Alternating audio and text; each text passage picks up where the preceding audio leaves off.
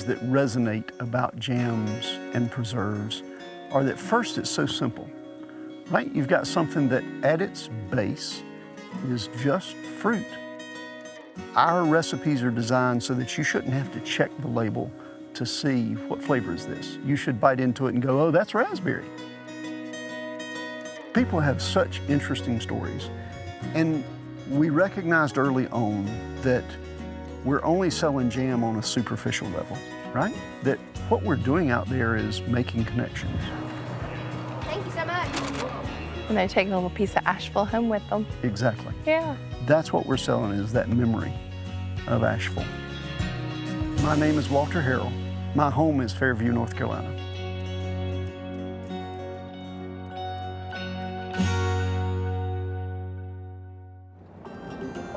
We're going to Little Pisgah, a mountain that sits right on the eastern escarpment of the Blue Ridge. Sits just as the mountains drop off into the foothills. It's part of me. I know that I'm home. So the name of the farm is Imladris. We named it that because, like most of these southern Appalachian farm families, my great-grandparents were Scotch-Irish. And we wanted something that had that feel to it. And this is where my grandfather chose to make his home in the 1950s. And he set up a lifestyle here where he planted 900 and some odd blueberry bushes, set this up as the first U-pick blueberry orchard in western North Carolina. My grandfather was still alive. I had graduated college. He was in his mid-80s and was struggling a little bit to keep up with things here. I came up and visited and said, you know what, I'll be glad to help you. I can do some mowing. Over dinner, we were discussing, right, we're running out of blueberry season, but we've got lots of tailgate market season. What can we do here? And my wife, Wendy, actually suggested blueberry jam. In a moment that has become infamous, my response was, well, that's the dumbest idea I've heard in a long time. Because in my family, I grew up in a family where you didn't purchase jam. Now we're in 50 grocery stores, we're in that many or more restaurants, we're all over the Southeast. I didn't recognize the monetary value of that product. And here we are today, that's the thing we do.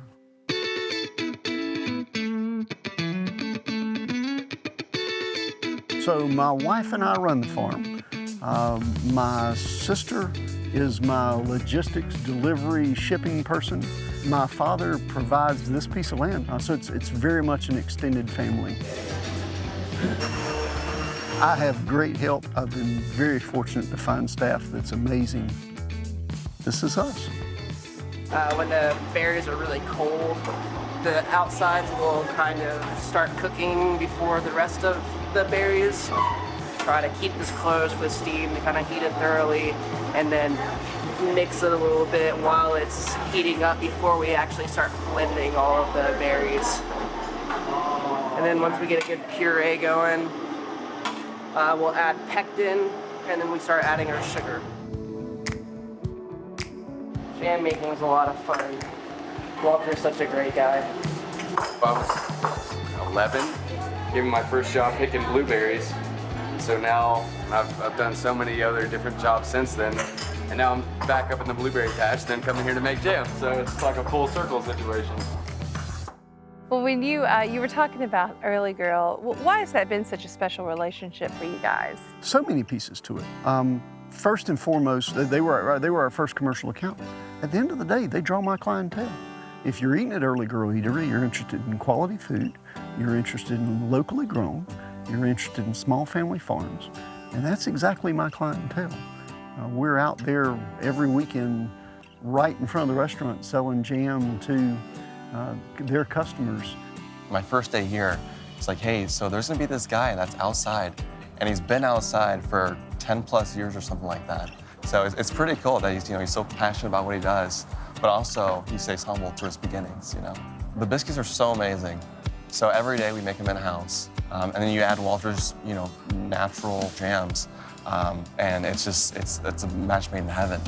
Folks are coming to that restaurant from all over the country, and we're able to make those connections and build relationships that continue to survive and thrive for years after someone's visit to Asheville.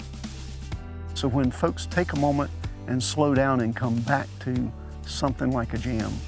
It's not just a simple culinary issue, it's revisiting their history. When someone says, oh, that tastes like my grandmother's apple butter. I like this. Oh, this reminds me of my uncle's blueberry orchard. Those are the things, those are the moments when you realize you've hit something.